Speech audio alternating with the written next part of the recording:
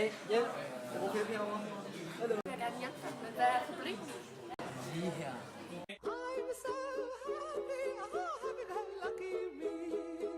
Se det.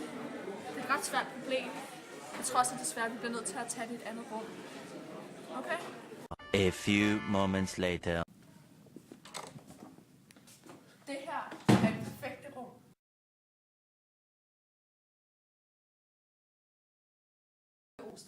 Vi skal jo finde ud af, at for funktionen af fx er lige med kvadratroden af x, er differentialkvotient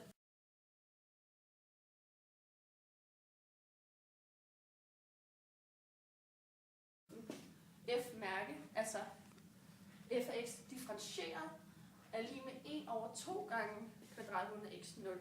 Okay.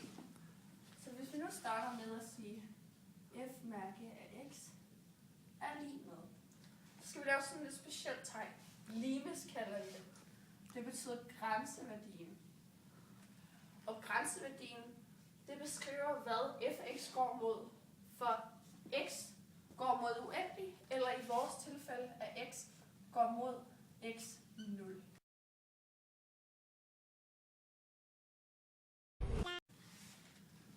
Så siger vi, at det er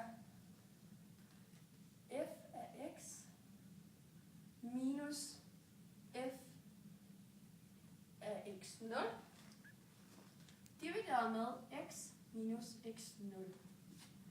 Det skal vi jo så have til at give et eller andet, ikke? For vi skal jo ende med at få differentialkvotienten, ikke?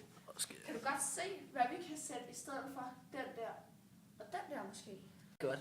For i det, vores funktion jo er kvadratroden af x, kan vi selvfølgelig bare sige kvadratroden af x igen. Minus kvadratroden af x 0 divideret med x minus x 0. Det her, det bliver svært.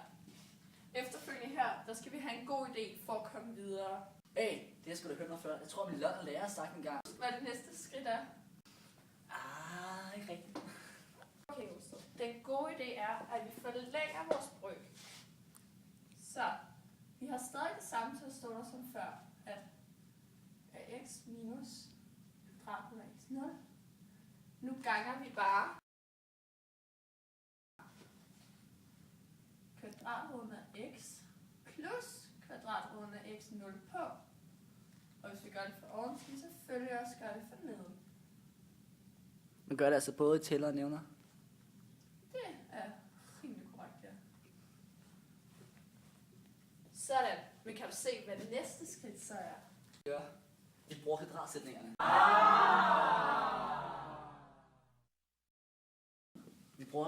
Vi ganger simpelthen de her to ind i hinanden med kun i tælleren. Så starter vi med at vende med en nævner lidt. Så vi siger, at parentes kvadratroden af x i anden minus kvadratroden af x 0 i anden. Og nævner stadig sammen. Der venter vi stadig lidt med. X 0 minus. Den der. Gange. Kvadratroden af x minus kvadratroden af x 0. Ja, det er helt korrekt plus. Men som du kan se, så har vi både en kvadratrod og en i anden i samme position. Og det vil vi helst ikke have, fordi det går ud mod hinanden.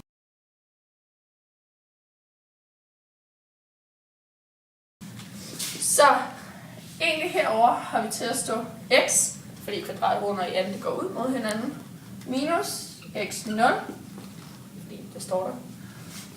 Divideret med x minus x 0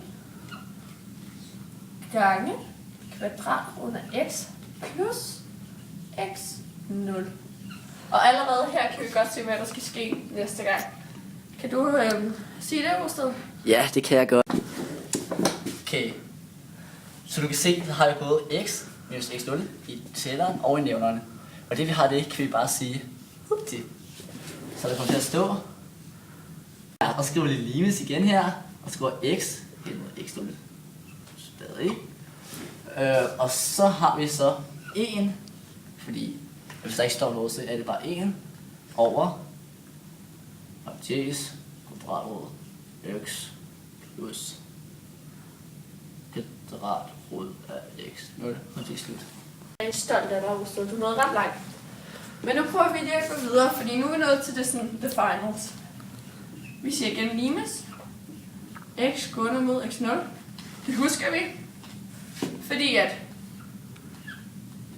vores x er jo nu gået mod x0. Så i stedet for x, skriver vi x0 nedunder.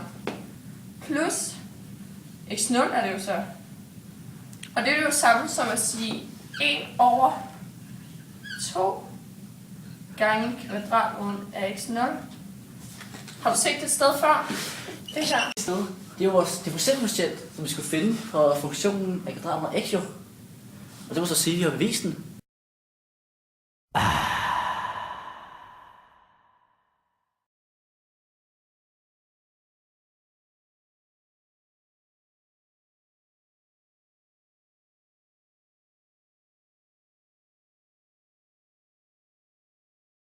Started from the bottom, now we're here.